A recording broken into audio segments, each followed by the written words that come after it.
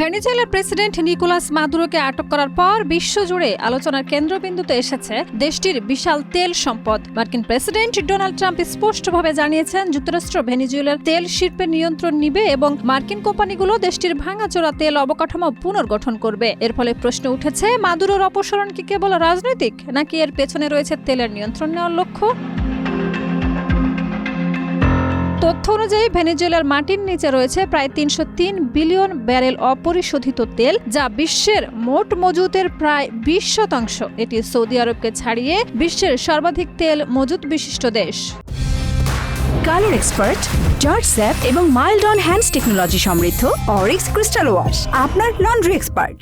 তবু রাজনৈতিক অস্থিরতা ও নিষেধাজ্ঞার কারণে উৎপাদন বর্তমানে দৈনিক মাত্র ১০ লাখ ব্যারেলে নেমে এসেছে, যেখানে একসময় এটি ৩৫ লাখ ব্যারেল ছিল। দেশের তেলের বড় অংশ ওরিনোকো বেল্টে অবস্থিত, যা অত্যন্ত ব্যয়বহুল ও জটিল প্রযুক্তি সাপেক্ষ।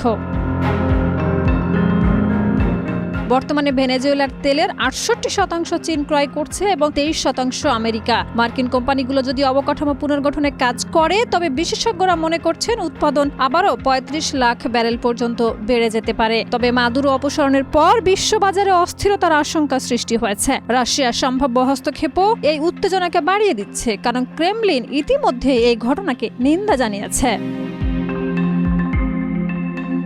বিশেষজ্ঞরা মনে করছেন, যতক্ষণ না ভেনেজুয়েলার বড় ধরনের সামাজিক অস্থিরতা বা গৃহযুদ্ধ দেখা দেয়, তেলের দাম বড়ভাবে প্রভাবিত হবে না। তবে মার্কিন, চীন, রাশিয়া তিন পক্ষের রাজনৈতিক চাপ বিশ্ববাজারের জন্য অস্থিরতার সম্ভাবনা তৈরি করছে। ভেনেজুয়েলা তেল এখন কেবল জাতীয় নয়, আন্তর্জাতিক শক্তি এবং রাজনৈতিক দ্বন্দ্বেরও প্রতীক হয়ে উঠেছে।